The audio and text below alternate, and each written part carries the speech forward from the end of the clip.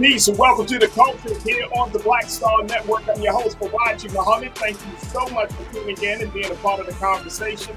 Folks, we got a lot to talk about. First and foremost, I wanted to talk about what happened coming out of the January 6th hearing, the last hearing of the committee, and what they recommended to the Department of Justice. We'll have that conversation. Also, Elon Musk has asked Twitter followers to vote on whether he should stay as the lead of the social media platform. Guess what? They said no. We'll see what happens next. We'll have that conversation. And I'm also going to be talking to my guy Scotty to give us the latest about Deion Sanders, what Deion has said in his press conference after the Celebration Bowl this weekend, why he decided to move to Colorado University. We're going to play a little bit of that video. And of course, the state of Puerto Rico is looking to become an official state of the United States, making the states of the United States 51 instead of just 50. We'll be checking in with Brother Mike and Hotep to get his take on this, the possibility of this happening. So stay with us. All of that is happening on today's edition of The Culture right here on the Black Star Network. You ready? Let's go.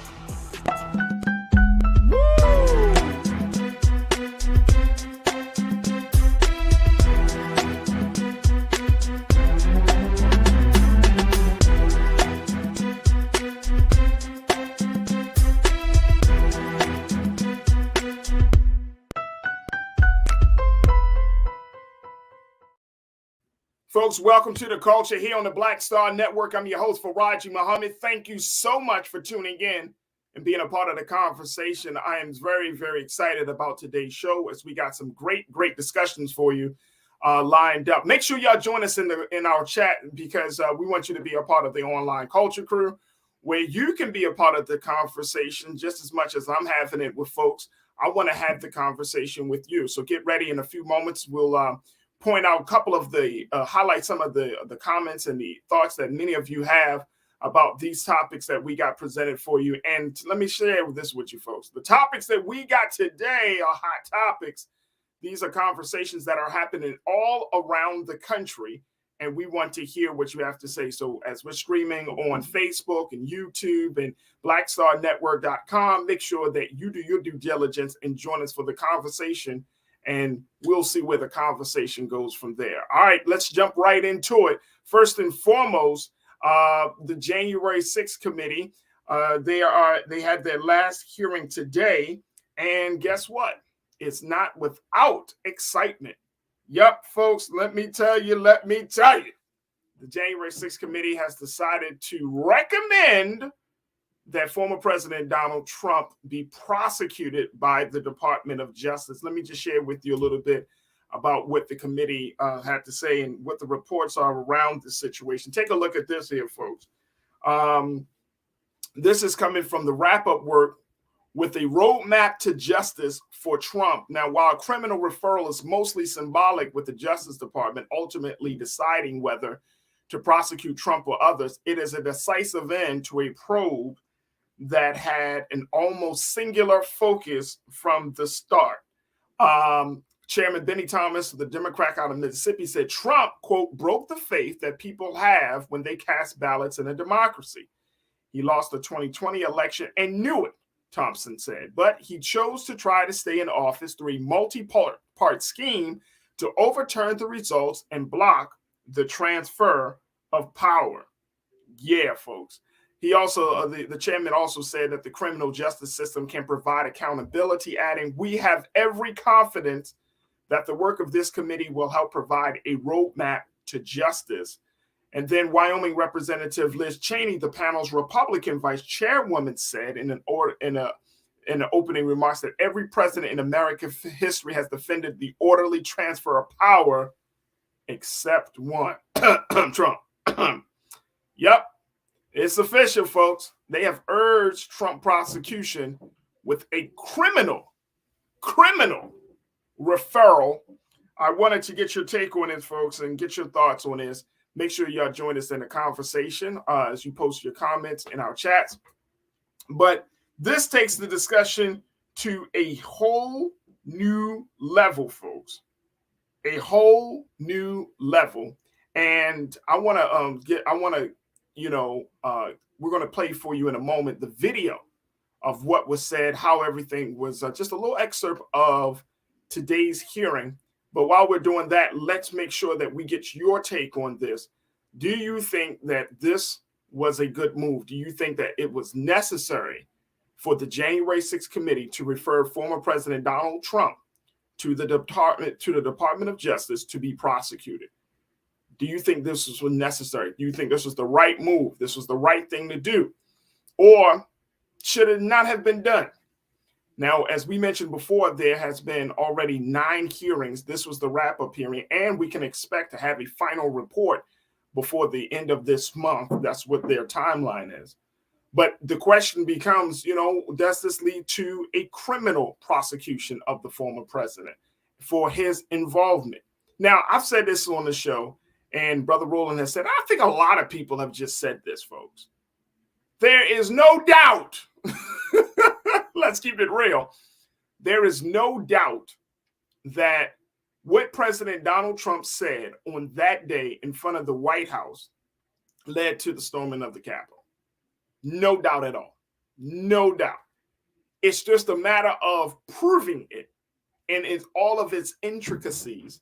It's a matter of trying to make sure that you can connect the dots for people, that because of what the president said, it led to this, it led to that. That's the part, proving it without a shadow of doubt. Without a shadow of doubt. All right, let me go to you as our online culture crew. Hear what you got to say, folks. Continue to post your comments in our chat, and we will do our best to try to highlight all of you.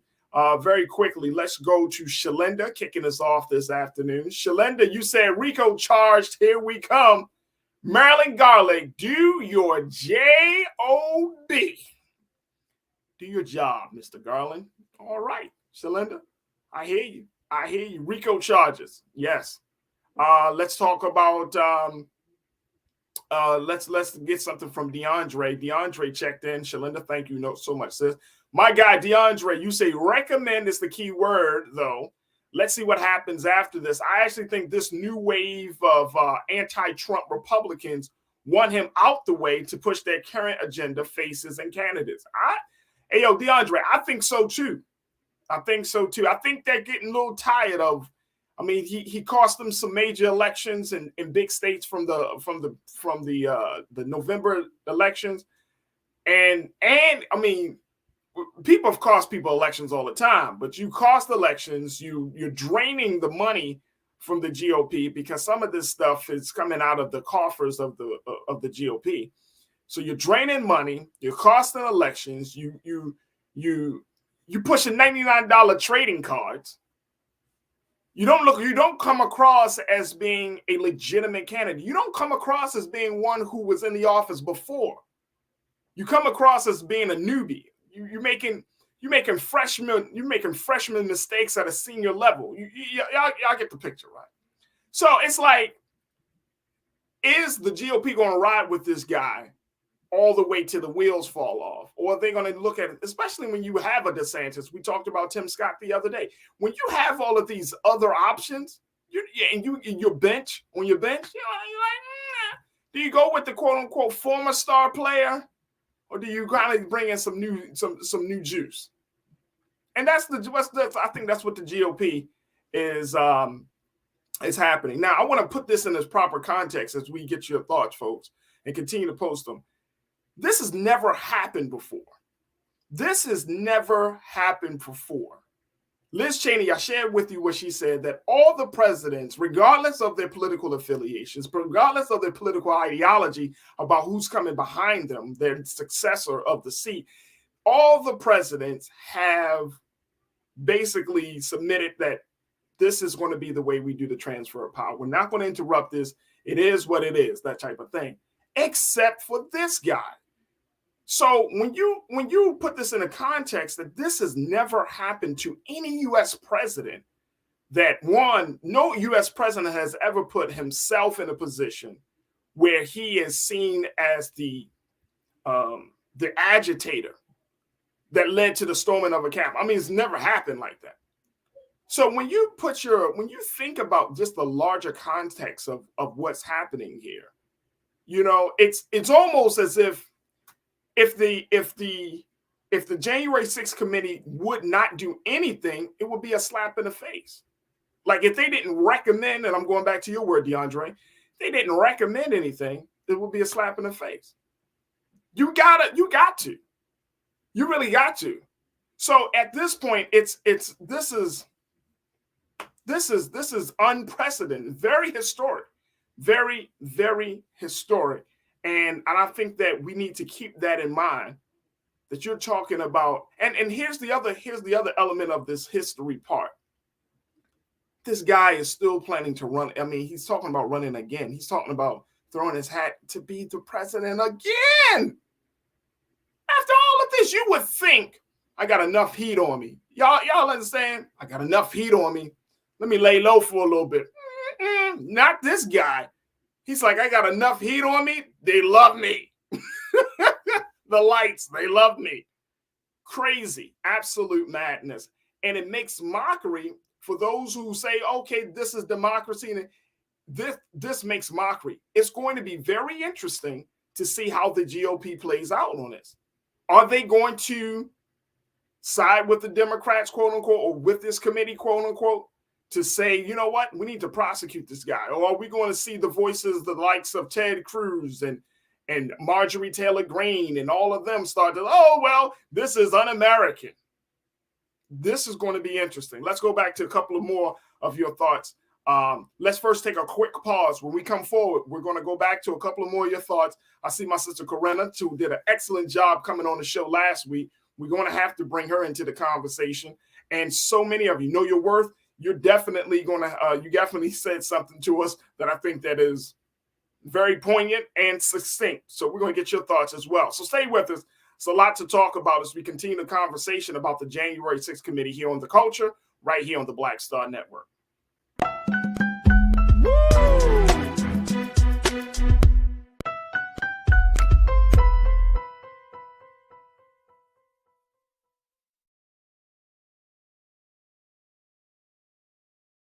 When you talk about blackness and what happens in black culture, you're about covering these things that matter to us, speaking to our issues and concerns. This is a genuine people-powered movement. There's a lot of stuff that we're not getting. You get it, and you spread the word. We wish to plead our own cause.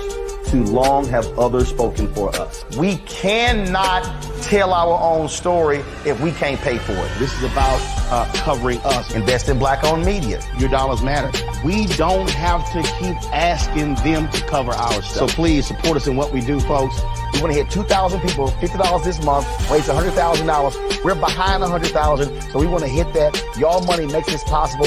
Checks and money orders go to P.O. Box 57196, Washington, D.C. 20037-0196. The Cash App is $RM Unfiltered. PayPal is R Martin Unfiltered. Venmo is RM Unfiltered. Zelle is Roland at RolandSMartin.com. Black Star Network is here. Oh, no punch! I'm real revolutionary right now. Thank you for being the voice of Black America. All momentum we have now, we have to keep this going. The video looks phenomenal. See, there's a difference between Black Star Network and black-owned media and something like CNN. You can't be black-owned media and be scared. It's time to be smart. Bring your eyeballs home. You dig? Hatred on the streets, a horrific scene, a white nationalist rally that descended into deadly violence. White people are losing their damn minds. An angry pro-Trump mob storms the U.S. Capitol. We're about to see the rise of what I call white minority resistance. We have seen white folks in this country who simply cannot tolerate black folks voting. I think what we're seeing is the inevitable result of violent denial. This is part of American history. Every time that people of color have made progress, whether real or symbolic, there has been what Carol Anderson at Emory University calls white rage as a backlash. This is the rise of the Proud Boys and the Boogaloo Boys. America, there's going to be more of this. Here's all the Proud Boys, guys. This country is getting increasingly racist in its behaviors and its attitudes because of the fear of white people. The fear that they're taking our jobs, they're taking our resources, they're taking our women. This is white fear.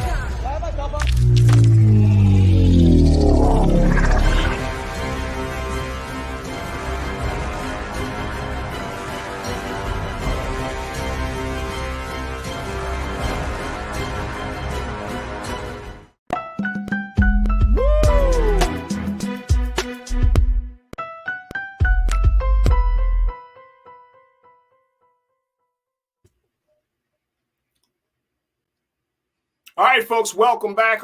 We've been talking about the latest coming out of Washington, D.C. with the January 6th committee hearing, where they have took the unprecedented and historic step of recommending former President Donald Trump to be prosecuted for a criminal investigation for his involvement, his extensive involvement in the January 6th storming of the Capitol. This is, like I mentioned, historic, unprecedented for any U.S. president to find himself in. And unlike any other U.S. president, this one president was trying to do his best to disrupt the transfer of power.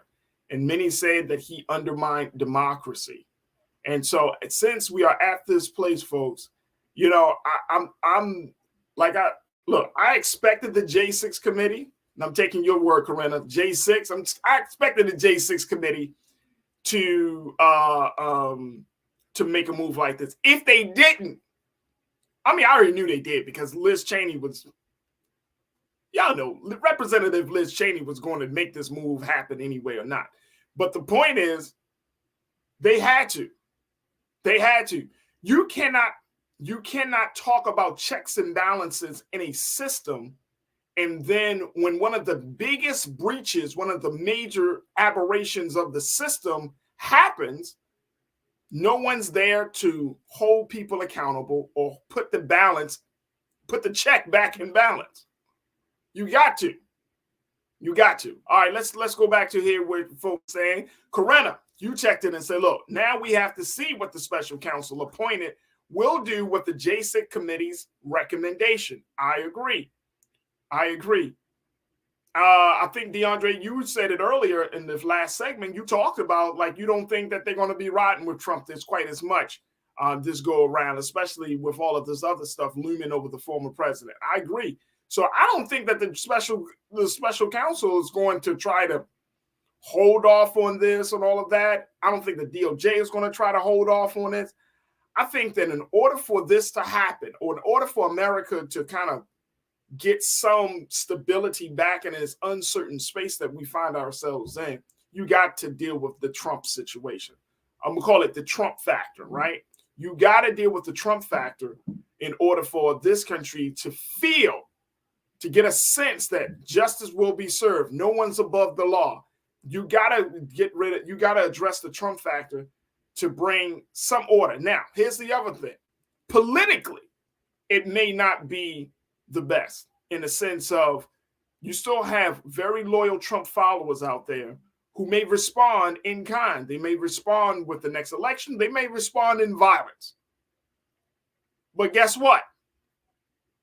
Deal with that too. I remember when President Biden said, he said, you think you going up against the, never forget. I never heard this flex from the president. He flexed and it's like, this is the United States of America. We will shut you down. We have helicopter, what he said, how he said, he basically made the point that we have machinery, we have artillery, we have the equipment to go to war with you. Speaking to Trump supporters. Thinking you're going to come up in here with some little, we will.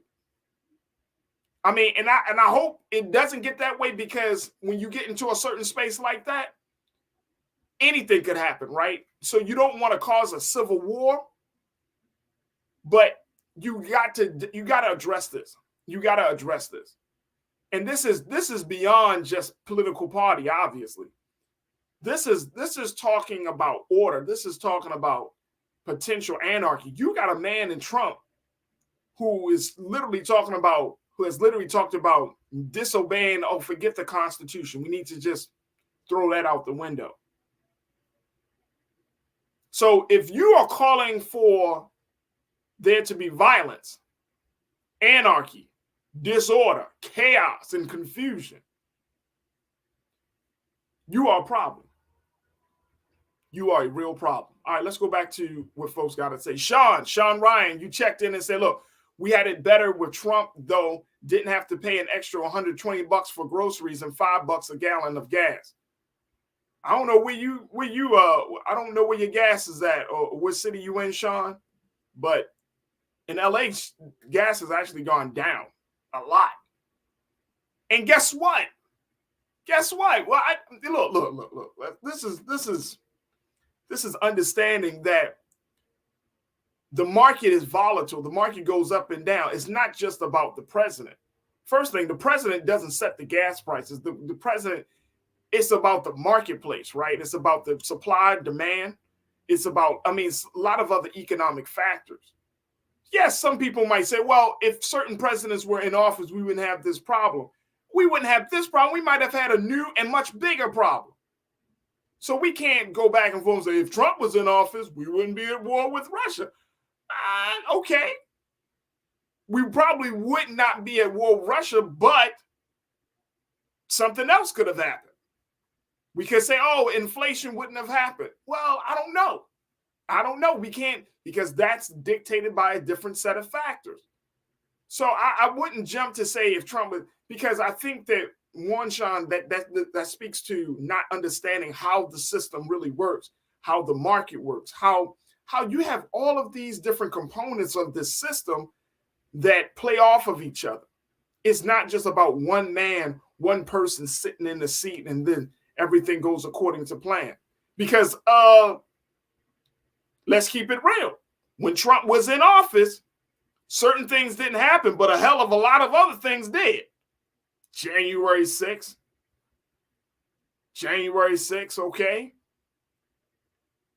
When we saw that rash of police shootings, and even during Trump's period in office, did that stop, or did he make an attempt to quell the violence there?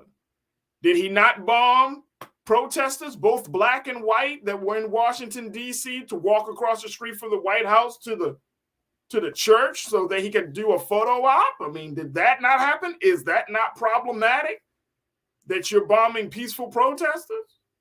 Come on. We're comparing like apples and oranges in my case, in my view. All right, let's go to Ming Lee, Natasha Surge. You said it's like Trump is one of the untouchables or something. All this evidence stacked up against him and nothing happens. Facts. Hey, Ming Lee, I said that from the beginning. I don't understand it, bro. I don't understand it. But I do understand it because when you have an alliances and you have allegiances, and when you get in a little something here and get a little something there, it creates this type of dynamic, right? Where the person who's at the center of it really don't get held accountable, really is not punished. And so that's what we're seeing.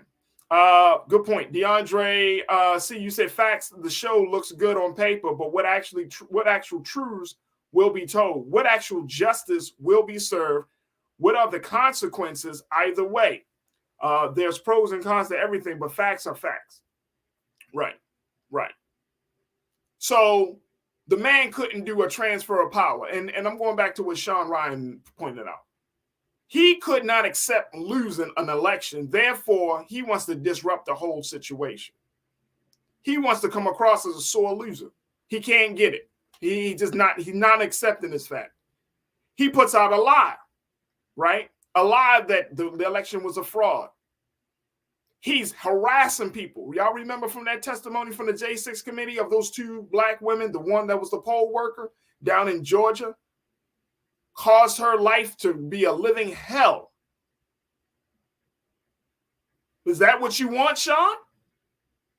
Is that what people who just volunteered their time for us to exercise our quote unquote right to go to the polls And because a joker don't like the fact that he lost, it's okay. Yeah, it will keep him in office. But you're going to make her life a living hell. Please.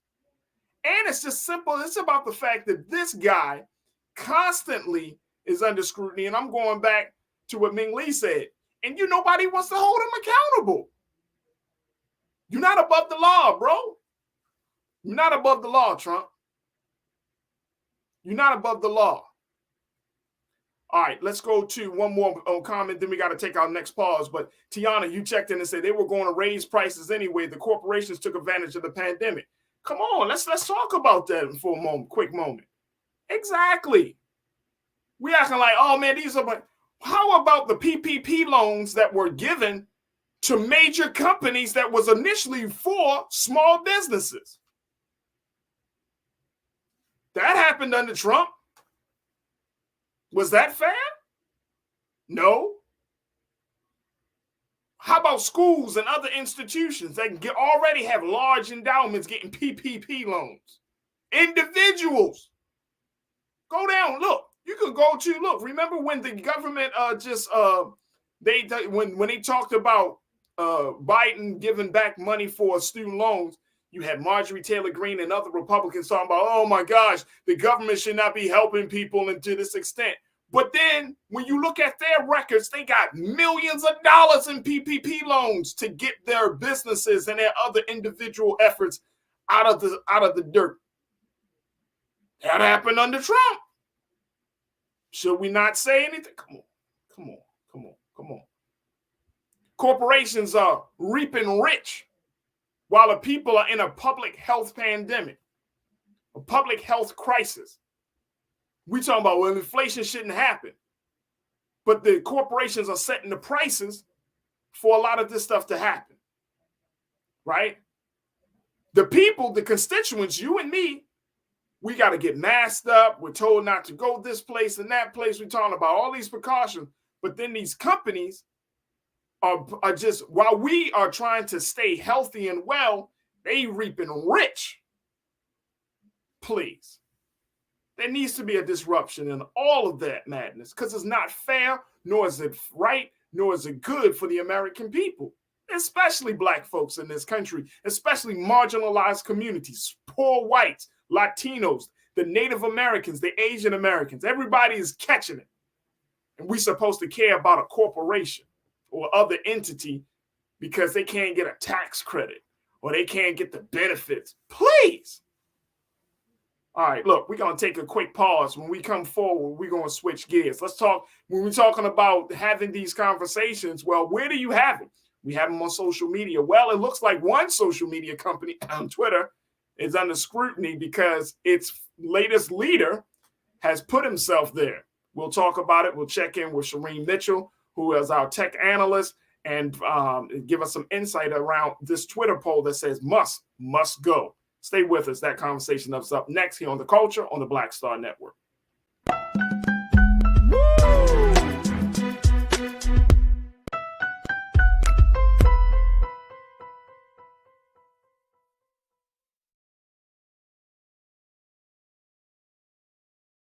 Folks, Black Star Network is here. Oh, no punching! I'm real revolutionary right now. Support this man, Black Media. He makes sure that our stories are told. Thank you for being the voice of Black America, Roland. Stay black. I love y'all. All momentum we have now, we have to keep this going. The video looks phenomenal. See, there's a difference between Black Star Network and Black-owned media and something like CNN. You can't be Black-owned media and be scared. It's time to be smart. Bring your eyeballs home. You dig? Pull up a chair. Take your seat. The Black Tape with me, Dr. Greg Carr, here on the Black Star Network. Every week, we'll take a deeper dive into the world we're living in. Join the conversation only on the Black Star Network. Hi, I'm Dr. Jackie Hood Martin, and I have a question for you. Ever feel as if your life is teetering and the weight and pressure of the world is consistently on your shoulders? Well, let me tell you, living a balanced life isn't easy. Join me each Tuesday on Black Star Network for A Balanced Life with Dr. Jackie. We're all impacted by the culture, whether we know it or not. From politics to music and entertainment, it's a huge part of our lives, and we're going to talk about it every day right here on The Culture with me, Faraji Muhammad, only on the Black Star Network. I'm Deborah Owens, America's Wealth Coach, and my new show, Get Wealthy, focuses on the things that your financial advisor and bank isn't telling you, but you absolutely need to know. So watch Get Wealthy on the Black Star Network.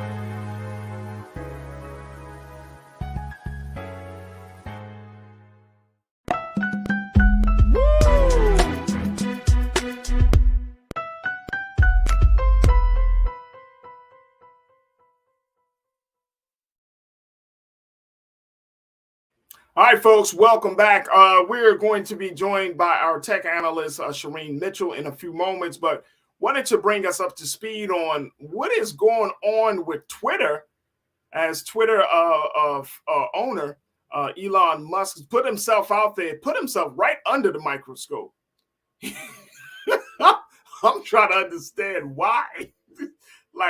Okay, so there's already been a lot of talk about the direction that the social media platform has taken. And so last night, Elon Musk, who is the current leader of Twitter, the current owner of Twitter, he put out a tweet saying, just to kind of rate his progress on turning the social media into a free speech oasis. So he asked Twitter followers, hey, I'm just asking. Let me know if you think I should stay as the leader of Twitter or if I should go. Let me share with you what the Twitter users had to say on this subject. 17 million. Excuse me. Take a look at this here, folks. This is the latest. Musk said he would abide by the results of the unscientific poll, which began Sunday evening and concluded with 57.5% voting yes, go, 42.5% voting no, stay. Yeah. So according to the poll results, Mr. Musk, you must go. Question is, will he abide by his own poll and his own users? Let's check in with tech analyst Shireen Mitchell to give us her take on this situation. Shireen, good afternoon. How are you feeling this afternoon? I'm doing good.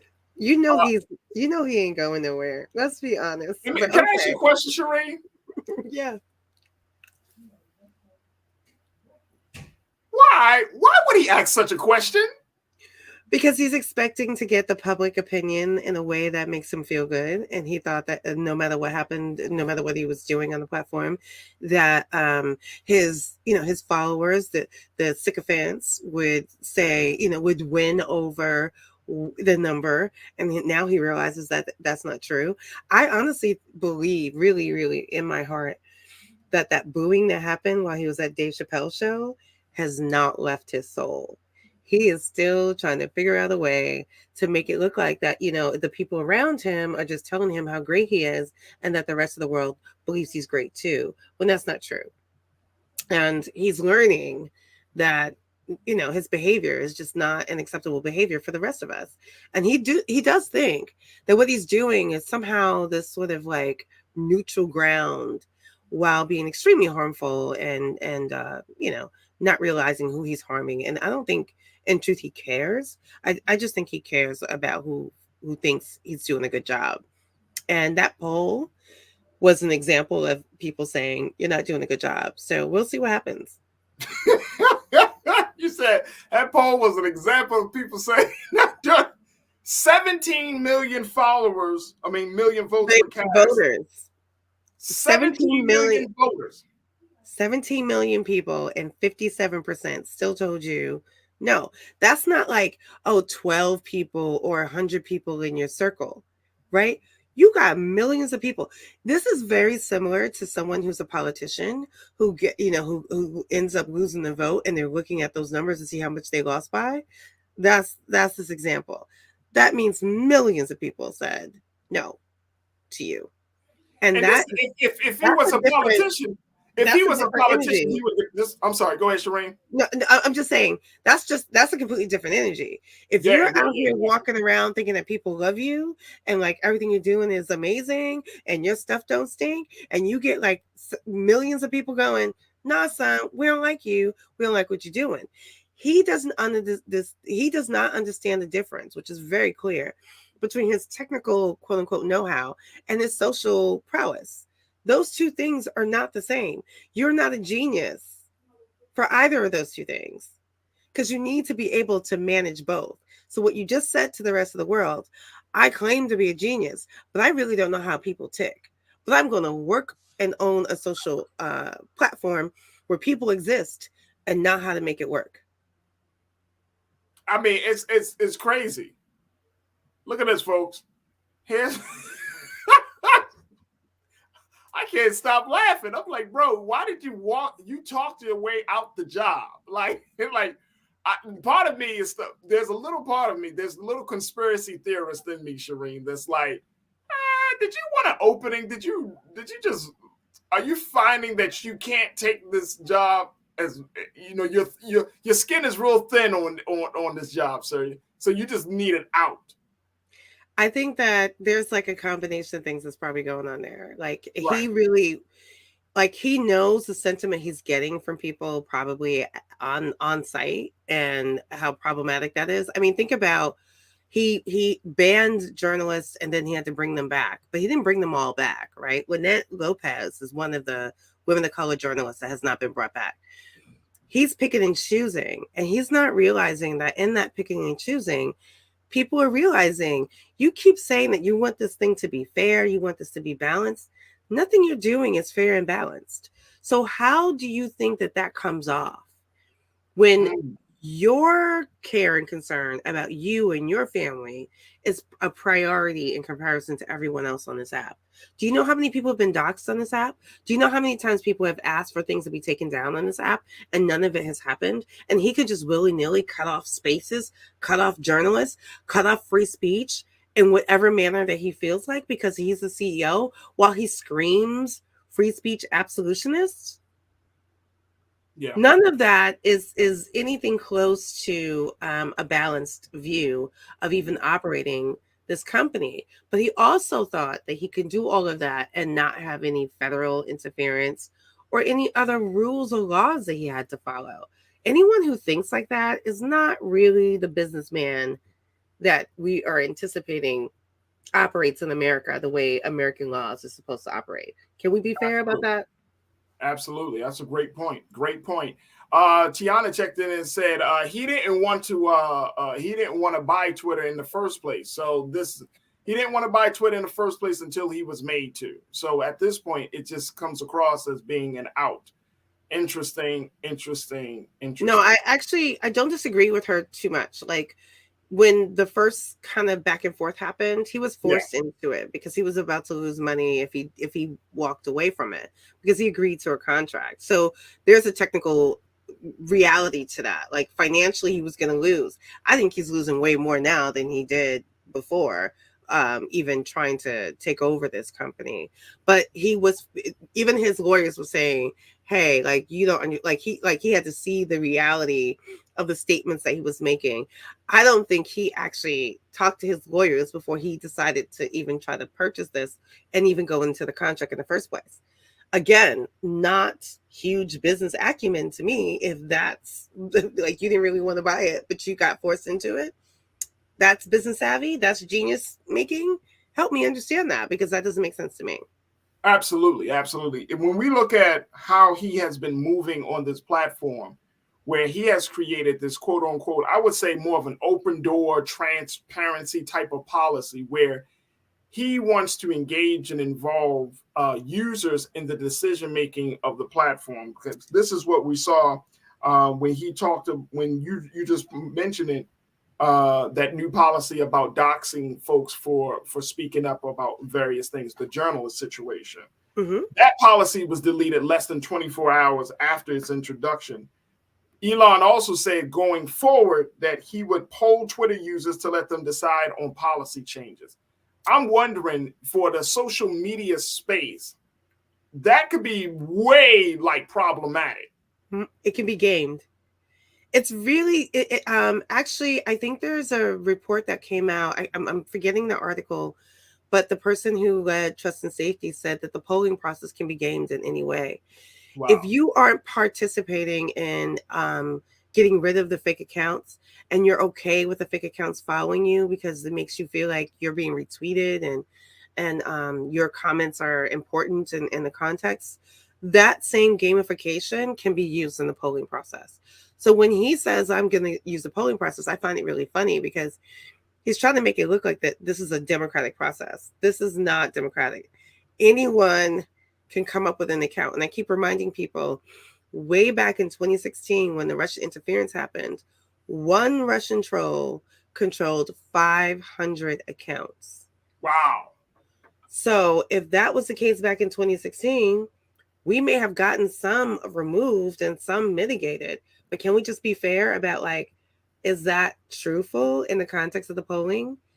That's really important in this context, because people, and I'm sure he believes this, by the way. I'm sure other people believe that no matter what happens with this poll, he's at least getting the real conversation. But honestly, him as well as Agent Orange 45, Trump, before he got off the app, he had about 80% of his accounts were fake or manufactured. So, Elon Musk is not that far away from about 70%. It might be lower. So the polling process that he's looking for is that he's looking for answers that he already has planned in his head. Like when he did the poll for Agent Orange 45, he was already planning to bring him back on. He said it already. Wow. He wanted to make it look like, oh, this is just, the public is also agreeing with me. That is not the case. That's not how this works. And the manipulation of even the narrative of that is also problematic, in my opinion. Absolutely. Shireen, we just to hold on just for a few moments longer. We got to take a quick pause. When we come forward, we're going to continue the conversation, continue to take your thoughts about Twitter, as this new poll shows that Elon Musk must go. What's your take on that situation? Stay with us. That conversation continues up next here on The Culture on the Black Star Network.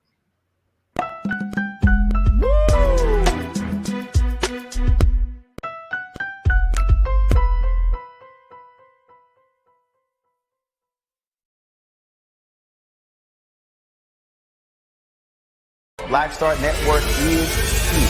Oh, no punch! I'm real revolutionary right now. Thank you for being the voice of Black America. All momentum we have now, we have to keep this going. The video looks phenomenal. See, this difference between Black Star Network and black-owned media and something like CNN. You can't be black-owned media and be scared. It's time to be smart. Bring your eyeballs home. You dig? When you talk about blackness and what happens in black culture, we're about covering these things that matter to us, speaking to our issues and concerns. This is a genuine people-powered movement. There's a lot of stuff that we're not getting. You get it, and you spread the word. We wish to plead our own cause. Too long have others spoken for us. We cannot tell our own story if we can't pay for it. This is about covering us. Invest in black-owned media. Your dollars matter. We don't have to keep asking them to cover our stuff. So please support us in what we do, folks. We want to hit 2,000 people, $50 this month, raise $100,000. We're behind 100,000, so we want to hit that. Y'all money makes this possible. Check some money orders. Go to P.O. Box 57196, Washington, D.C. 20037-0196. The Cash App is $RM Unfiltered. PayPal is R Martin Unfiltered. Venmo is RM Unfiltered. Zelle is roland@rolandsmartin.com.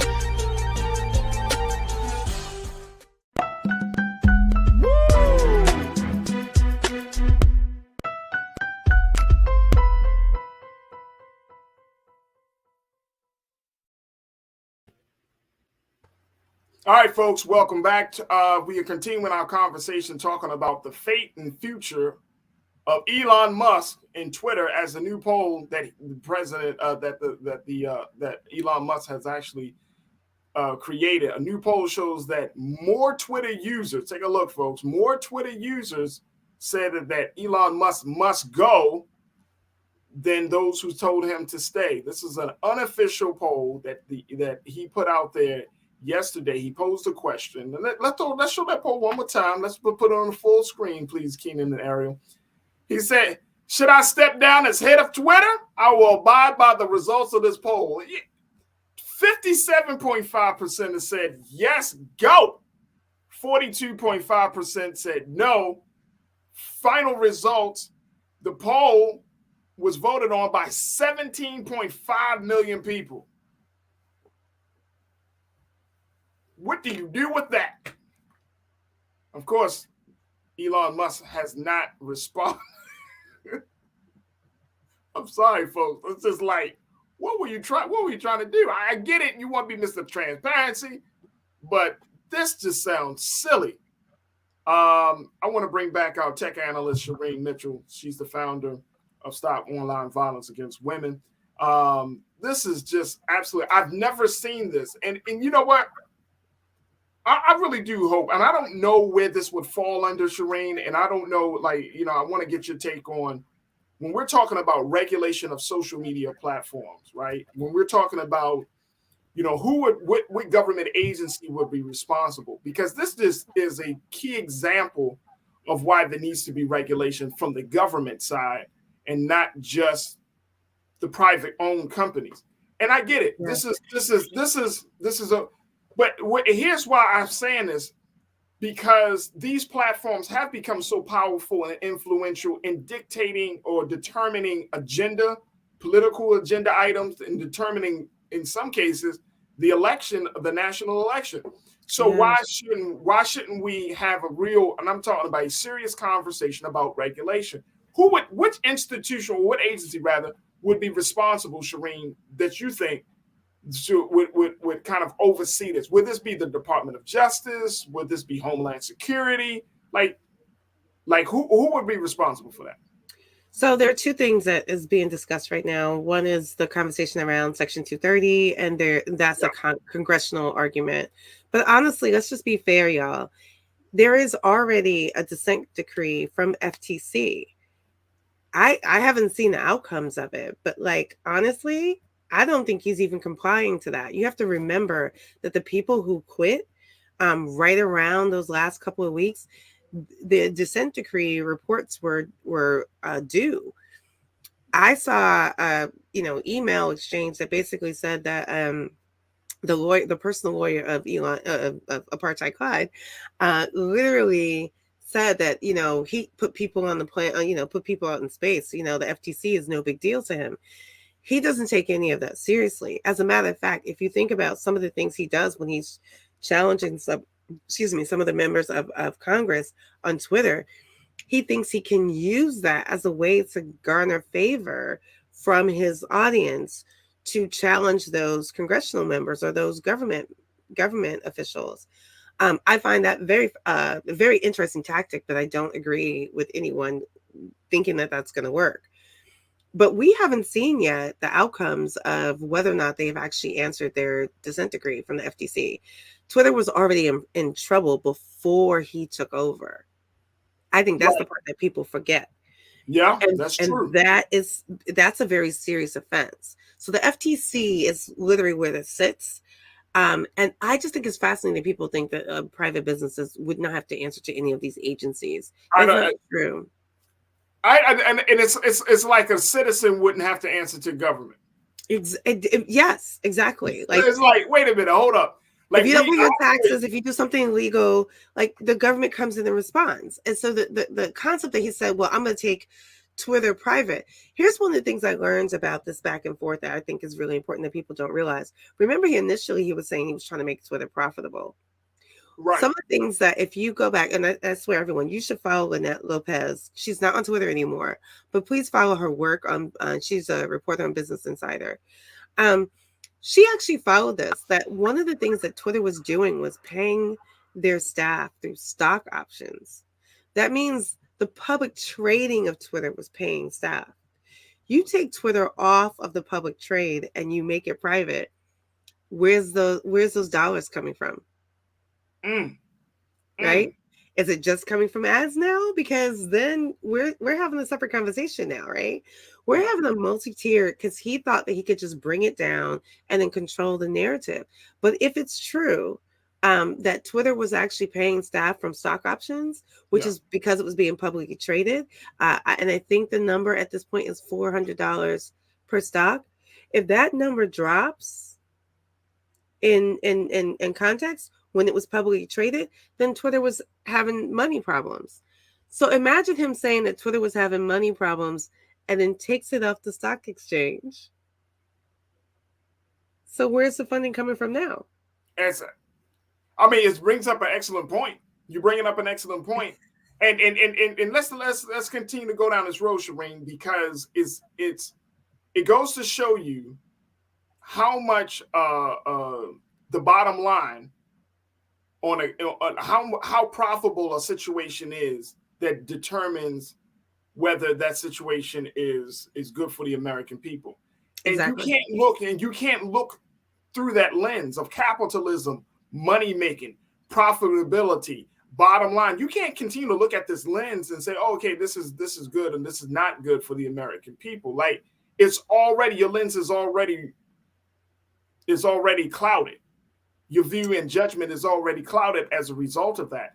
And so, that's the other thing about this is that, you have a major public platform that has access to millions of people's data, personal information, right? That people willingly give up. That's the other point, because we're made to believe that it's all secret. It's all safe and secure. It's right? not. And it's not. And even though we know that, right? They come out with more stuff to get more information about it. Now, and I'm sure you've been seeing this. Now there's the technology around faces, and I get it. Face imaging, facial recognition, all of those things. Like all of this data that we give willingly, and it's like we're not paying for this. Nobody is charging you a monthly fee to get on social media. You're paying for it with your data. You're paying for it with your data, right? That's what you're paying for. That's what you're doing. And now it creates this other world, this other space where now these social media platforms have so much information about you that now they can dictate how, play with your behavior, appeal to your senses. It's just getting really, really kind of like big brotherish, and it's getting to be in a different space of the conversation. But more importantly, the money. The money is at the root of all of this. Yeah, I think about that in the context of like people not understanding what happened with the Lancer thing, which I think is what you're speaking to, is the AI and the avatar graphics that happen. The bottom line is that someone created an AI product. Actually, two things have happened recently, and I just want to make sure that people understand this. One is the Lancer thing, where the AI basically created all these images of you because you dumped your image, by the way, data collection, adding to the data set, and then pushed out images for you that you would like and maybe not like, but you also pay for it. You're paying for it, but the person who's getting the money is the person on the other end who basically dumped a whole bunch of other data sets from other artists and now is getting money for something they didn't do outside of creating the AI. The same thing happened. There's like a book out. I can't remember the name of the book right now, but like a gentleman did the same thing. He created a book where he asked, an AI chat to basically tell a story about a girl, and it created both images as well as the story. He's now selling the book. He didn't create the story. He didn't come up with the narrative. He didn't come up with the images, but now he's selling it, making money from it. we're having a really difficult conversation about like the way in which our data is being used to basically profit individuals who can basically code, right? And can come up with something. But the AI itself is not neutral. It basically is stealing from all of our ideas that's already in the ether, all of the data we've already given it, and it's using it to allow certain people who can figure out how to manipulate the AI to give them resources that they need. That is to say that AI is in itself not faulty. It is the people who decide to use it for these means. And that's the problem I think we're missing. And this gentleman who's taken over Twitter has not learned about that concept, even though he's in the tech space. Because I really don't think people understand the problem with Twitter isn't a tech problem. It's a social problem. And not understanding those distinctions is the reason why he's failing at this particular part. Because if you remember, if he said, I just need code, I need to fire people who are not doing the right code. Remember that? How long is your code? That is not an engineering framework. You don't ask people how long is your code. You want to know what the code does and how it works. You don't care what the length of it is. So in those moments, even I know he is not an engineer. He's not the genius you think he was. Shireen, we got to stop it right there. I'm blown away by that because you're absolutely right. We're seeing this and it's unraveling, and it's very, very problematic. And we haven't even talked about some of the things, and certainly I'll bring you back on, but we need to talk about how that impacts Black communities, marginalized community, how it impacts women of color specifically. I mean, we have to talk about this because we're seeing the breakdown of a social media platform, and yet we're still haven't fully like processed it yet. And I think we need to have some much more. No, we need more conversations about this because I don't think people understand the ramification. They keep calling him Elmo. I call him apartheid Clyde because people don't realize the damage and the harm that's really being inflicted, not only in the tech industry, but on this platform alone. That is Shireen Mitchell, who's our tech analyst here on The Culture. You can find her at Digital Sister on all social media platforms. Shireen, thank you so much for your time. Thank you for having me as always. I'm always willing to come back. Oh, thank you so much. Awesome. All right, folks, we got to take a quick pause. When we come forward, let's switch gears. Let's talk about Deion Sanders, who came out to set the record straight about his move from Jackson State to Colorado University. We're going to share with you what the Hall of Famer had to say. And also, we're going to have a conversation about Puerto Rico wanting to become the 51st state of the United States. Stay with us. The Culture is coming up next here on the Black Star Network.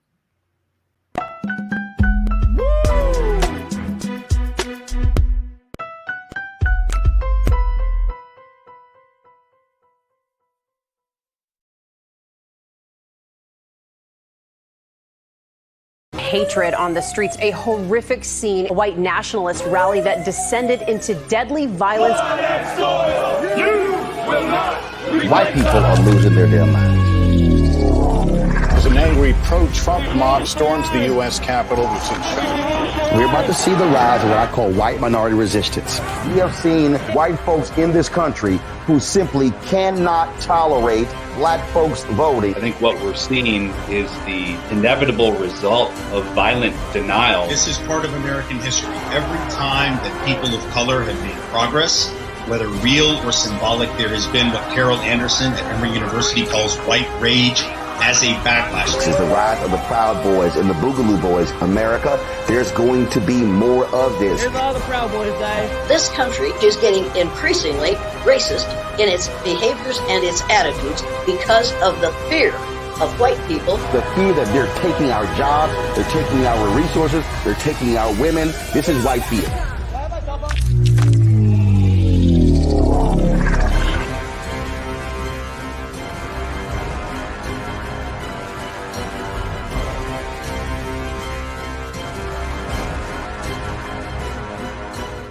Black Star Network is here. Oh, no punch! I'm real revolutionary right now. Thank you for being the voice of Black America. All momentum we have now, we have to keep this going. The video looks phenomenal. See, this difference between Black Star Network and black-owned media and something like CNN. You can't be black-owned media and be scared. It's time to be smart. Bring your eyeballs home. You dig?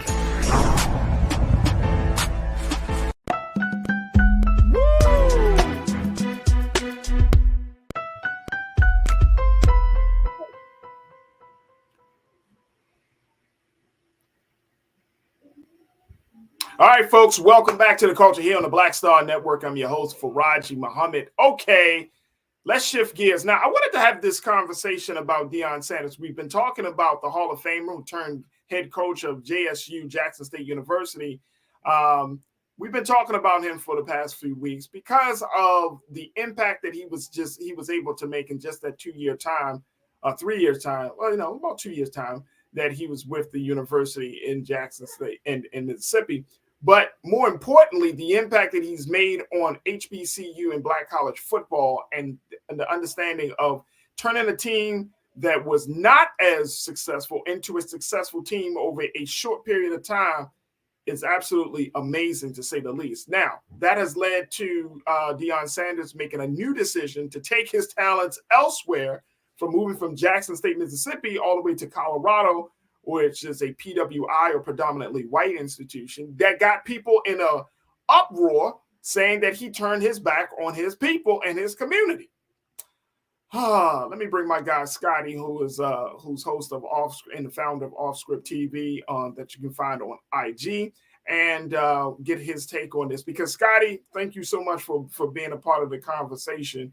We got Scotty on. Let's bring Scotty in. But I wanted to play something that I saw over this weekend because, and if you haven't had a chance, folks, Black Star Network, Brother Roland was down for the great Celebration Bowl that they had and this past weekend. And Coach Deion Sanders, Coach Prime, was the coach for the team. He had said this before when he made his announcement that he was moving to Colorado, that he would continue to coach the team during the Celebration Bowl. This is what he said. Then I want to get Scotty's take on it, and I want to hear from you folks of my online culture crew. Check us out what Coach Prime had to say.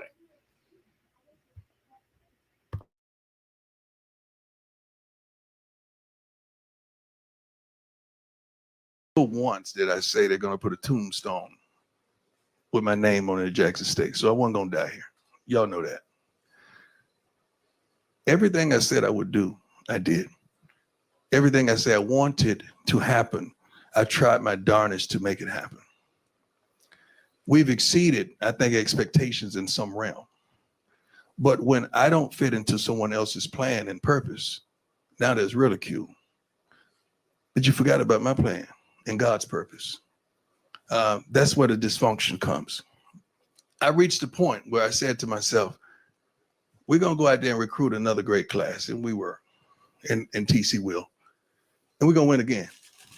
So at what point do we keep dominating that you don't get mad at us for dominating?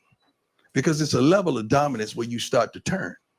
And I felt that. We start to get tension from our own people because you're dominant. And you start saying, well, that's Prime. He can recruit that. We ain't got that. We don't have this. We heard that last night. You're 4 and 5 stars. Yeah, because we recruit those and they sign. But it comes a time that's not what it's all about for me. I'm a winner. I've always won. I'm going to win. Y'all know that if you've done your homework. But it's bigger than that. It's about increasing enrollment. It's about the safety of students. It's about going to the next level, not just in football. I would love to go to another conference. Is the rest of the school ready? Is the baseball team ready? Is the basketball teams ready? Or just the football team? So you make it just about football, and it's not just about football to me. It's about our trainers and kids that the fire alarms may go off and not being turned off at 3:15 in the morning. It's about people that may not have the proper safety on a campus that they should. I'm not just talking about Jackson State. I'm talking about everywhere. So the things that I want to accomplish, I can't do it by just being the darn football coach and winning games. I can't do it. And I reached a point where I had a real conversation with the Lord. Now, it's funny how you believe the Lord when he said to come here, but you don't believe me when I tell you the Lord may tell me to do otherwise. It's like my God is talking to you about me. I don't think he works like that. But it's so much more that I can't do because that's not my occupation. I'm a football coach and a darn good one. And name one thing in football that we haven't accomplished that I said we would. But it's bigger than that. And until we address these underlying issues that nobody wants to talk about, ain't nothing gonna change. Football, yes. But what else is gonna change? And I'm a change agent. That's what it's all about to me. Because I'm not just attached to the football players, the equipment persons, the trainers, the academic persons, everybody on campus. When we leave, you're going to find out what all we did. Because they don't really talk about the positivity until we go. You'll find out what all we did for Jackson State and all we wanted to do for Jackson State. I just pray to God that in all that get some understanding on change and where change really starts. And it does not start in the football department. God, it was good. That was a moment, wasn't it? Yeah, Coach Sanders. Thank you, Sam, for clapping me up.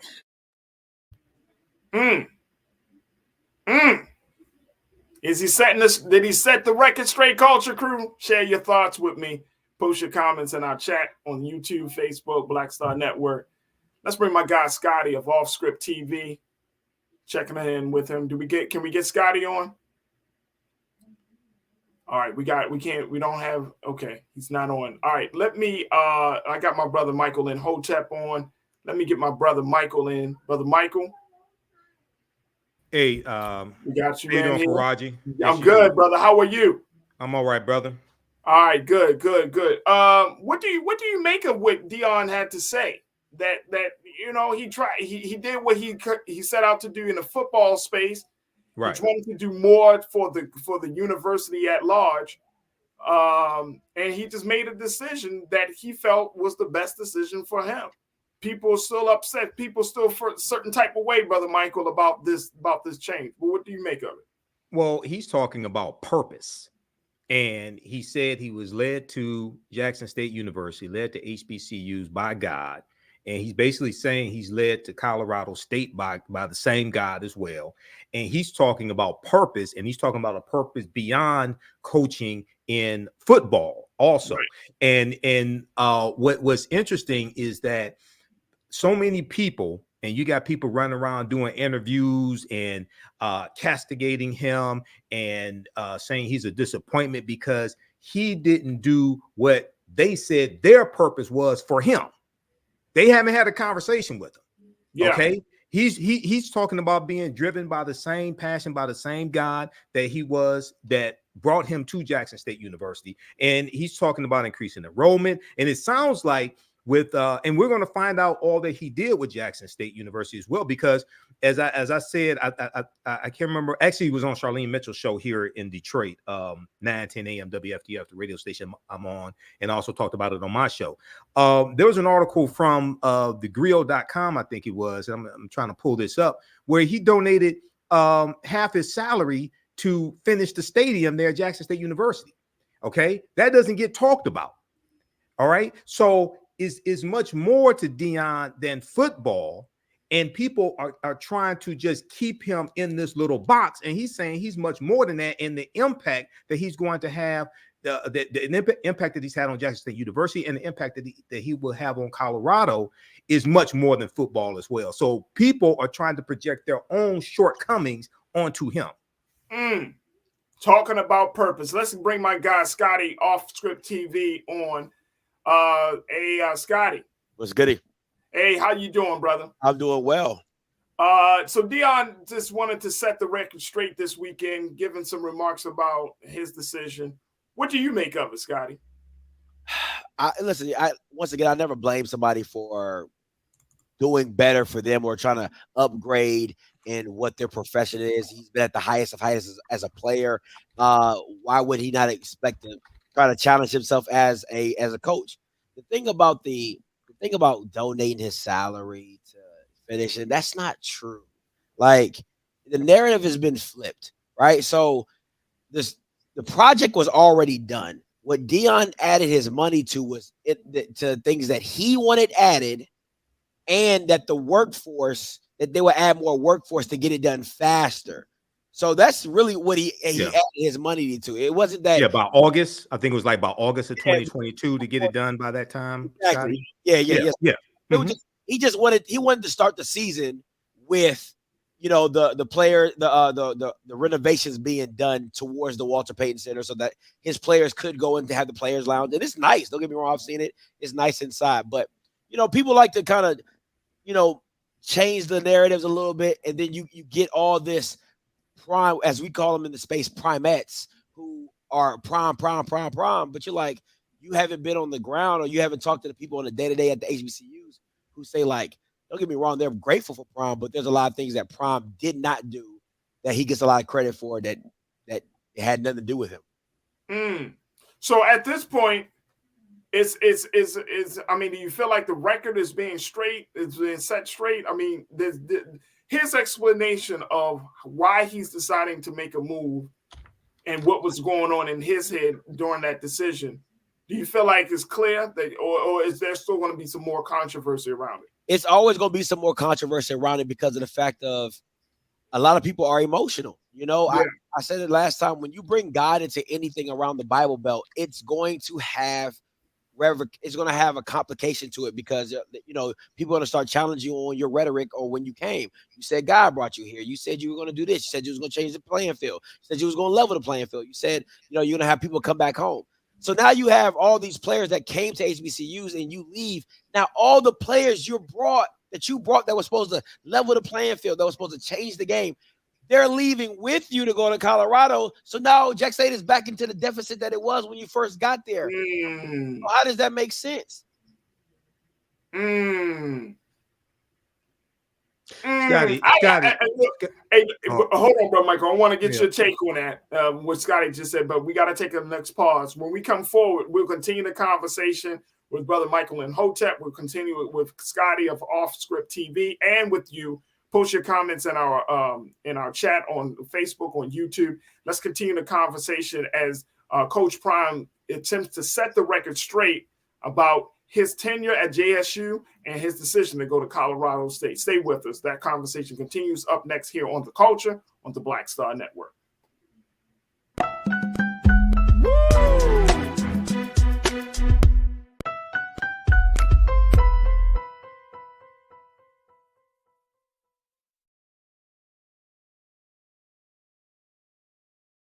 Pull up a chair, take your seat.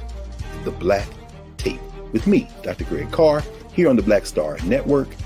Every week, we'll take a deeper dive into the world we're living in.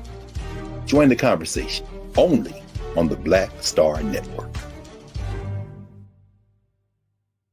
Black Star Network is here. Oh, no punch! I'm real revolutionary right now. Thank you for being the voice of Black America. All momentum we have now, we have to keep this going. The video looks phenomenal. See, there's a difference between Black Star Network and black-owned media and something like CNN. You can't be black-owned media and be scared. It's time to be smart. Bring your eyeballs home. You dig?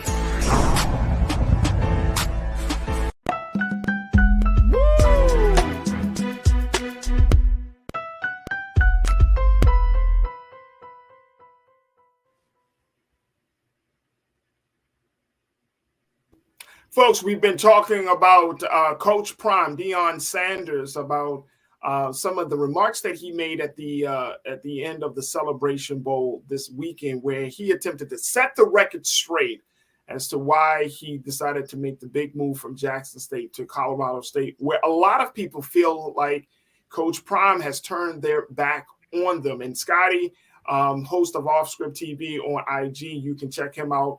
And all of the things that he's covering in the world has been on this conversation, on this story since Coach Prime has made his entrance into the HBCU football world. And then we're also joined by Brother Michael Imhotep of the African History Network podcast. So make sure y'all tune into that as well. But Scotty, you saying that essentially that these students who came to Jackson State was able to get some victories, but now that Coach Prime is moving on to his Colorado State, and they're deciding that, look, I'm going to leave too, putting Jackson State back down in the deficit, even though they have chosen. I mean, JSU is going to still be in a deficit considering they chose TC already, who a man who has worked under the leadership and the mentorship of Coach Prime. Man, listen, this is the beauty. It's like sad, but it's funny to me because when everything was going down and you had people like, oh, these kids are choosing Jackson State because of the culture, and I kept preaching on my channel, they're there for Prime. Mm-hmm. Travis Hunter was not there. Listen, I agree with what Deion said when he brought Travis Hunter and said, you know, if you come here, you would change the culture, you'll change the narrative, which he did. For that month, everything was about that. But who's in the transfer portal? Travis Hunter. Who also is in the transfer portal? Kevin Coleman, who's also his own son, Shiloh. I mean, I can go. There's 30 kids in the transfer portal as of right now that he has some ties to bring into Jackson State. So I asked everybody who's watching this, was it for the coach or was it for the culture? That's the question, because the narrative Deion was pushing was that these kids need to come back home to Jackson State, to HBCUs, so that they can change the culture. Well, if you done took the players and you take them to the PWI, what culture they changing up at Colorado? Well, let me ask you this though, Scotty and Michael. Should we even put that type of expectation on college football players? I mean, in the big scheme of things, right? Like, you're playing college football, right? These guys, for them, and Scotty, you can tell me if I'm wrong or not, but they are trying to put themselves in the best position to be a part of the NFL or to go pro, right? Yeah. That's what I'm assuming that's it. But then now it's like, and I think this is just across the board, not just with college football, but I think this is with any sport on a collegiate level. You're trying to figure out what's the best way for me to get to the big times? What's the best way for me to get to the pro? Should we even, Brother Michael, have a conversation about, hey, do this for our people. Do this for the culture. I mean, seriously, I'm just saying, because at the end of the day, they're wanting to be football players. We're not talking about people that want to be scholars and researchers and professors. Right. They want to play professional football, man. They didn't go to JSU to play for prime time because they wanted the PhD. they went there basically because they want to become pro. I feel like we're conflating a lot of different things here, Scotty. We are. I think a lot much. of people are. Yeah, I think a lot of people are. So I can understand them wanting to leave JSU to follow Deion Sanders to Colorado State University because they want to follow a winner. And that was their coach. Right. So I could totally understand that. But what I think Deion is done, and this is what I was trying to get to before Scotty. the break, and the question I wanted to ask Scotty is that, do you think Deion Sanders has laid a blueprint for success for the next coach and a blueprint for other HBCUs to follow and coaches at HBCUs to follow? Because I see this as something bigger than just one person. Right. Okay. What are your thoughts on that, Scotty? What blueprint? I mean, like, think about it. Okay, I'll just give it to in the basis of it. Right. Okay, we need an NFL Hall of Famer who's a black icon, who, because this is a one of one. Deion's a one of one. There's no other Deion Sanders. So you need a black icon, NFL Hall of Famer who has the pizzazz as Deion, who has the marketing guru, who's never stepped foot at Harvard, but they should have a Harvard class of marketing given to Deion Sanders. I just don't know where you find somebody else like that, because Deion was bigger than Jackson State. Right. The only person you can probably go to is a Ray Lewis, an Ed Reed. But if you go there, there's still no guarantee. Deion was never a guarantee. Ray Lewis would not be a guarantee. Ed Reed would not be a guarantee of what they would bring to that institution or what success they will bring. Because I don't care how much you love Deion Sanders. If he didn't win, there wouldn't even be a topic. This wouldn't even be a conversation. But at the end of the day, Deion Sanders is always going to be Deion Sanders. So it wouldn't have been. It's a win-win for him, right? If I go to Jackson State and I turn it around and I get to coach my son and we do big things, that's great. If I go down there and I fail, he still walks away as Deion Sanders. But what is Jackson State left holding the bag on? The same situation they are now. Well, maybe it's Scotty. It's Scotty. And I'm glad, Brother Michael, you posed that question because now it's like I have a follow-up to it. All right, cool. So here's the thing, though. If that's the case, then Jackson State needs to have a plan. Absolutely. Absolutely. And the plan, listen, I posed the question to you guys. Who's the head coach of North Dakota State? I don't know. But they win. Right. They are a national powerhouse, not because they have Deion Sanders or Ray Lewis coaching there. It's because they are the flagship of that state, but they have a great football program. They recruit. You know what I'm saying? I can do the same thing about UIW. I can do the same thing about Sanford. I can do the same thing about all these FCS programs that win and don't have a big name guy at that institution. So what my blueprint is get a solid coach that can recruit and go beat some people in football that actually matter. Because if you go back, what was Deion Sanders' highlight win? Beating a 5-6 Campbell? You had the #1 recruiting class for 2 years straight. You never played any of the big boys. And then when you get in the MEAC, the Celebration Bowl, you get your butt whooped twice. So what? I mean, I just... What he did was he brought a lot of attention to JSU, brought attention to a lot of people who don't follow HBCU football. And this is what I'm saying. So it may not be. It has to be somebody who can coach and somebody with a football background. They probably played in the NFL. They don't have to be as big of a name as Deion Sanders. But when one of the things that really made him successful is media, but especially social media. I'm not successful on the field, but garnering attention is media, but also social media.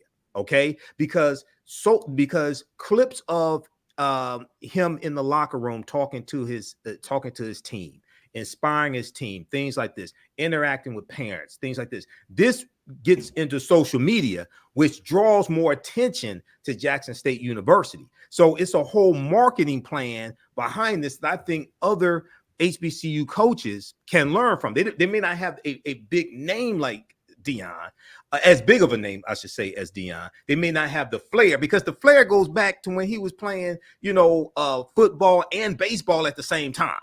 Okay. And I remember him, and I read his autobiography, How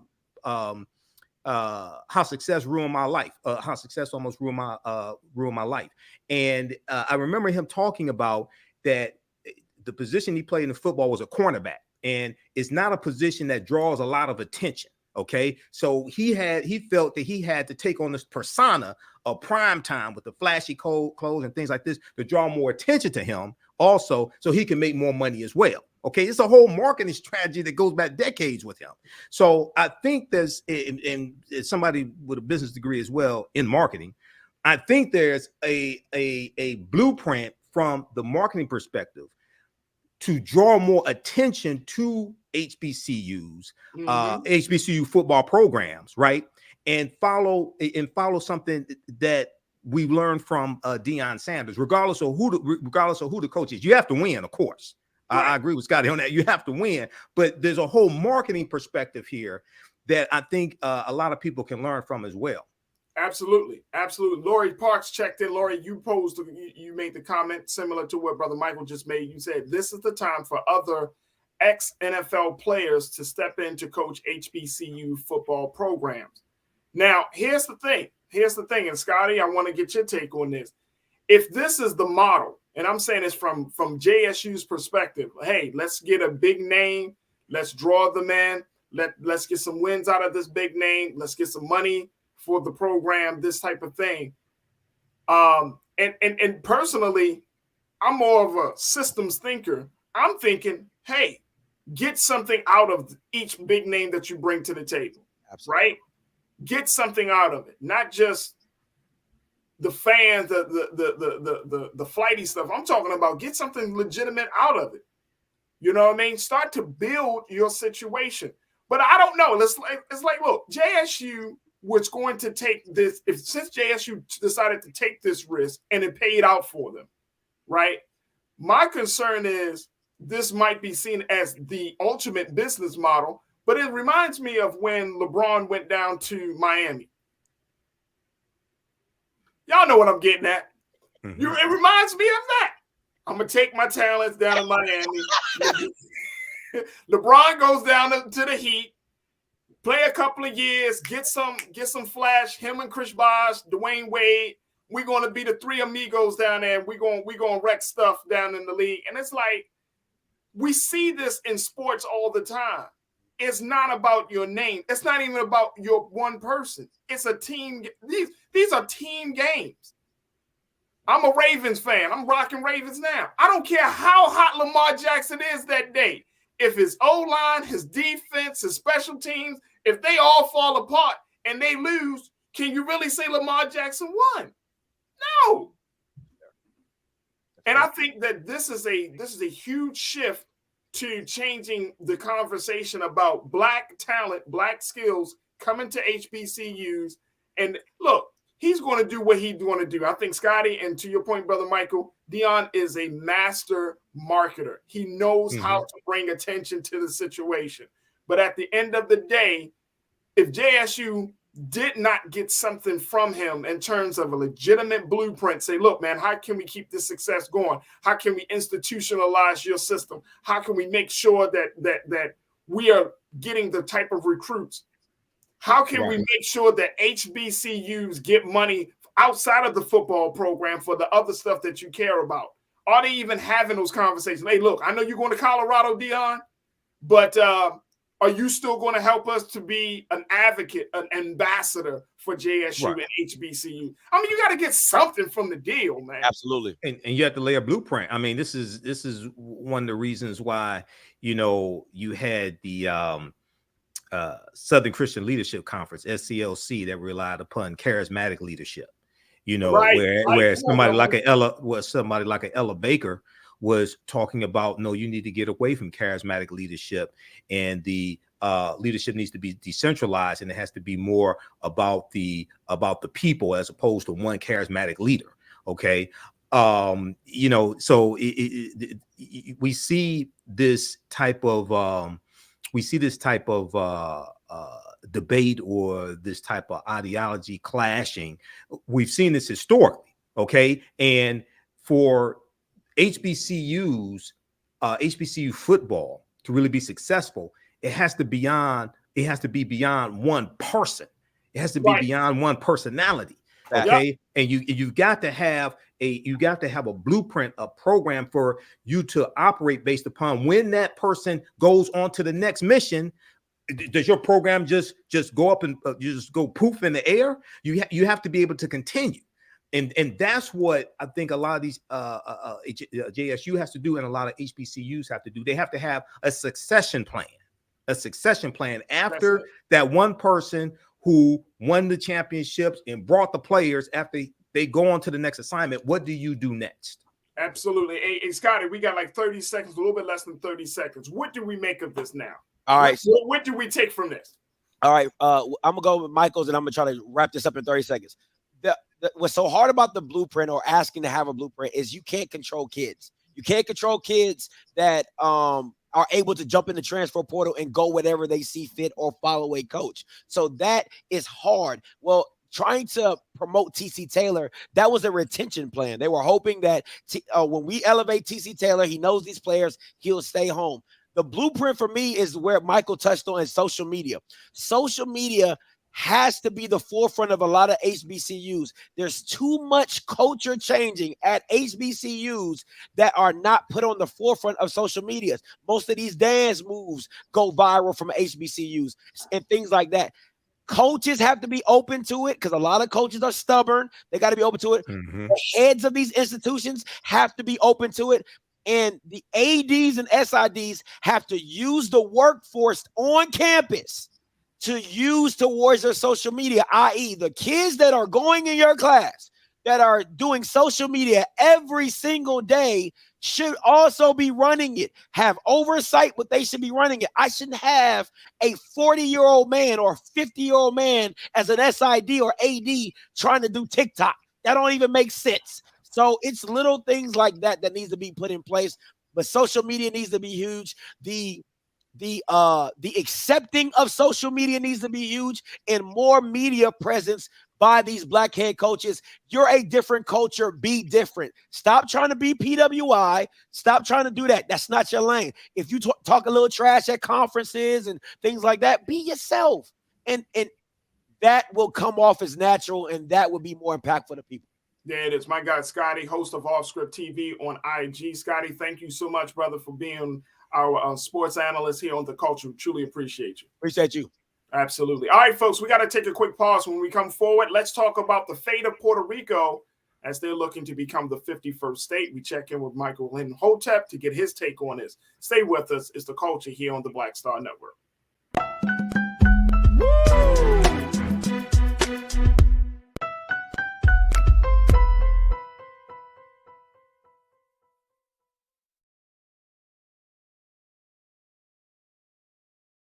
I'm Deborah Owens, America's Wealth Coach, and my new show, Get Wealthy, focuses on the things that your financial advisor and bank isn't telling you, but you absolutely need to know. So watch Get Wealthy on the Black Star Network.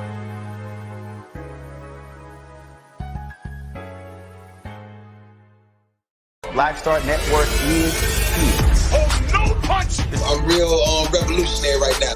Thank you for being the voice of Black America. All momentum we have now, we have to keep this going. The video looks phenomenal. See, there's a difference between Black Star Network and black-owned media and something like CNN. You can't be black-owned media and be scared. It's time to be smart. Bring your eyeballs home. You dig?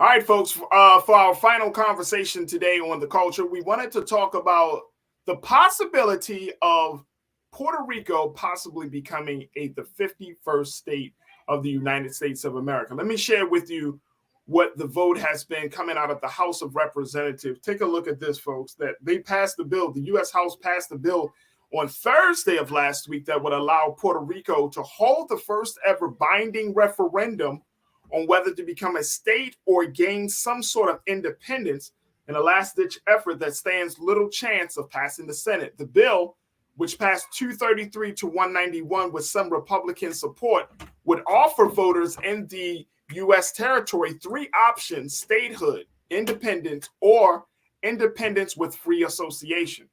According to Representative Paul Grijalva, of the Democrat out of Arizona, he said, "It is crucial to me that any proposal in Congress to decolonize Puerto Rico be informed and led by Puerto Ricans."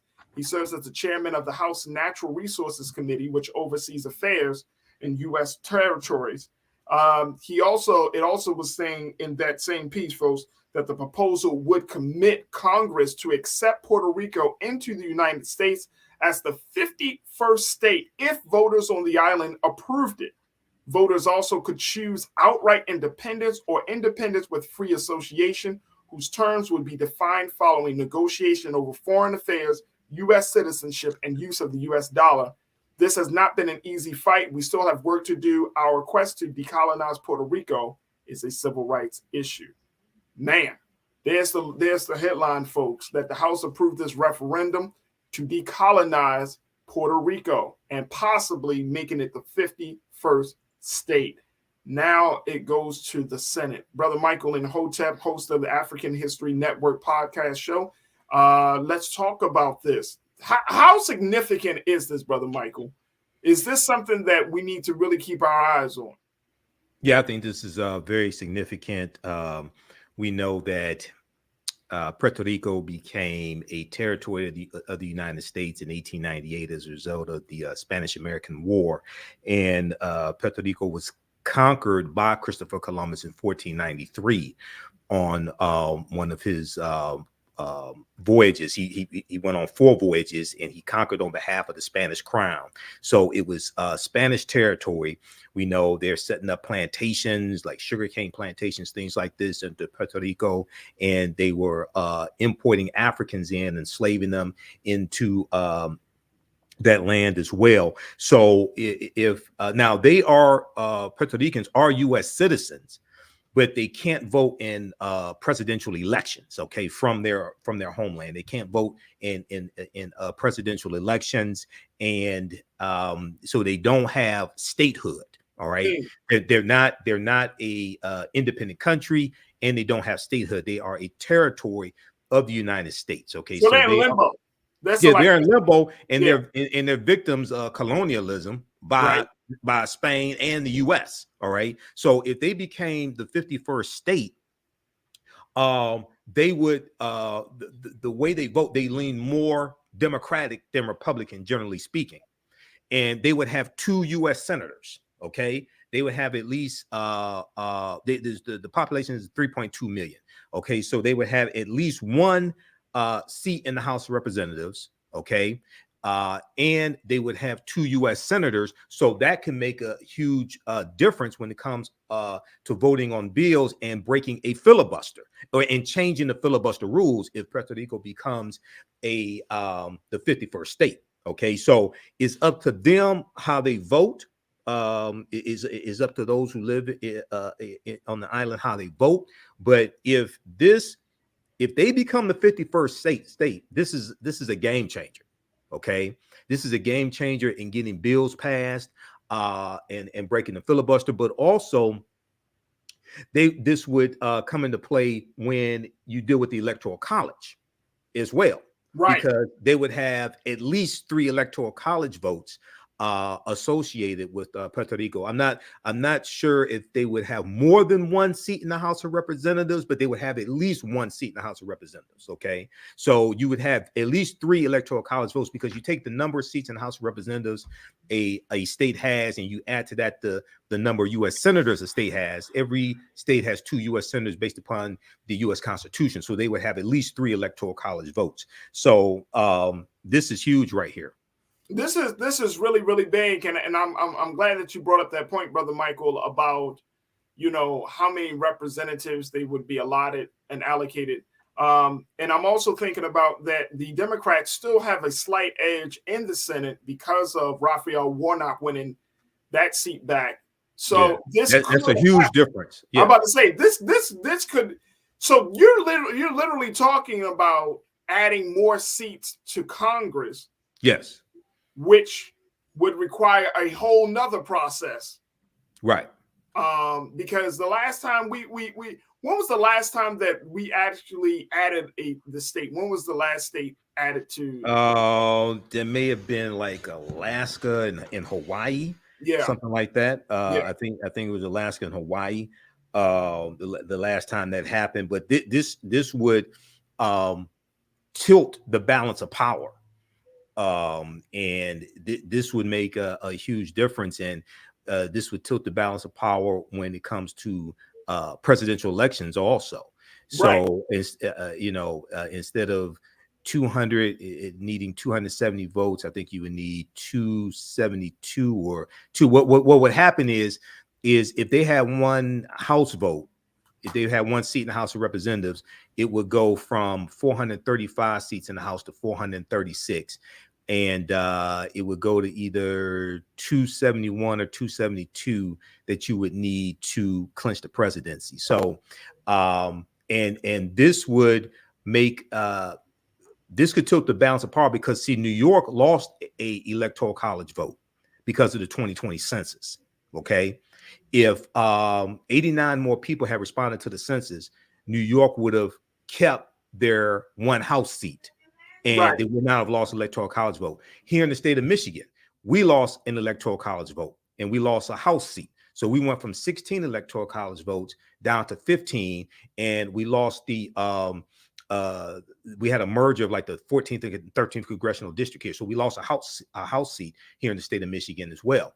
So this could really make a big difference, especially if you have a close presidential election, right, where you have where it's very close with the electoral college votes. Right.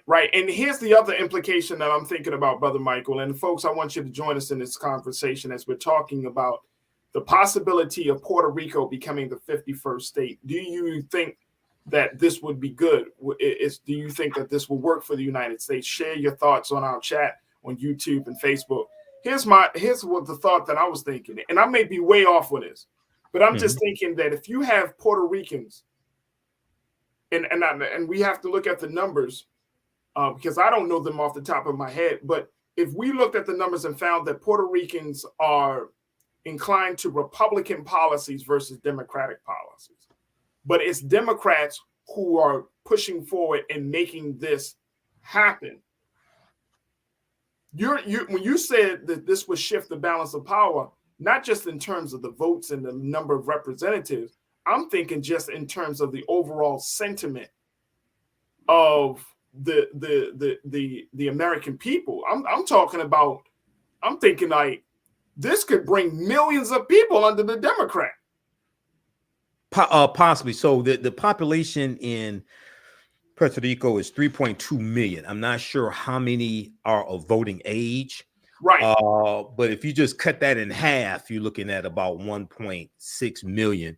It can make a big difference. But what would happen is you're going to have you would have a fight between both parties trying to cater to those people there to get their vote and cater policies to those people there. And the other thing that we have to remember is that you got a lot of people of African descent in Puerto Rico as well. Right. Okay. So that's a wild card there also. That we can't forget that as well. Right. So you got them black folks, them black Puerto Ricans, right? Yeah. Not just the light-skinned, fair-skinned Puerto Ricans.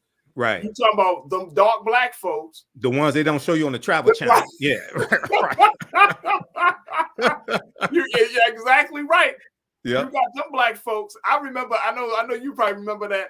And I think he was Elon Gonzalez. Remember that whole debacle? Yeah.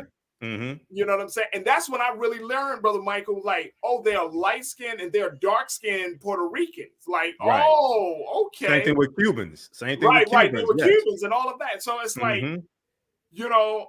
but so, when you have that, I'm thinking about all of that. The implications, the ramifications of this could be huge, right? Right. But they got to go through that process of getting statehood and then being added. Right. And it has to be the Senate has to vote on this as well. So we'll see what happens in the Senate. Absolutely. This is going to be interesting, folks. So certainly we're going to do our best to keep our eyes on this situation. Brother Michael, we got a couple of moments left. Talk to us about your classes that you got for us. Well, actually, Wednesday, December 21st is going to be our last class of 2022, our last class session. We're going to do a special session of Ancient Kemet, the Moors, and the Ma'afa, understanding the transatlantic slave trade, what they didn't teach you in school. So we're dealing with some of the history of the Moors and how the Moors lose power in Spain. And then we get into Christopher Columbus as well. So this is a good topic here, dealing with Puerto Rico in 1493. We're going to talk about that. And at the beginning of the class, we're going to talk some about the winter solstice and how the winter solstice is connected to Christmas.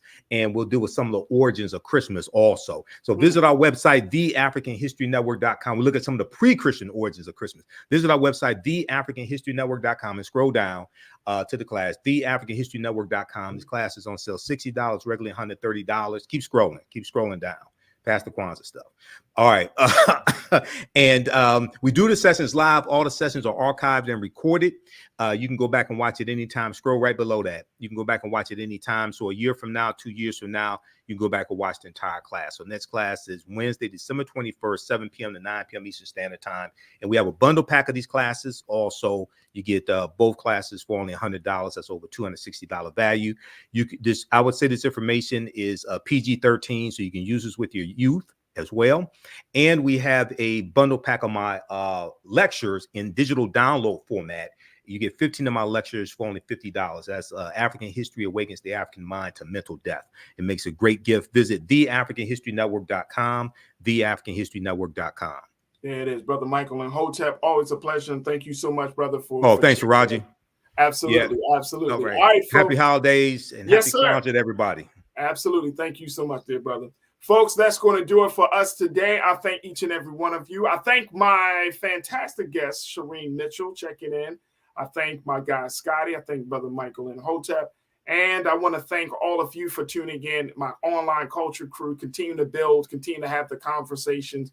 Folks, this is what we're talking about. Make sure y'all go to Black Star Network, do your due diligence to support us, continue to support us as we are putting out the word, as we are talking about the having the conversations, and most importantly, telling our story. Make sure you go to Black Star Network, support us financially and other ways, but we need your help to make this media a movement. Thank you so much for doing so. Thank you to my shout out to my big team. I want to thank all of them for doing a fantastic job for today's show. Also follow me on social media at The Real Faraji and Twitter. All this week, we're going to be having some dynamic guests and some great voices. And it's going to be a short week because of the holiday. So, on Friday, we will not be doing a live show, but for the rest of the week, we will be giving you live shows. So thank you so much for your support. Stay tuned. Up next is Roland Martin Unfiltered. As always, never be afraid to challenge what's wrong. Stand for what's right while being yourself in the process. God willing, we'll talk tomorrow for another exciting edition of The Culture right here on the Black Star Network. Peace.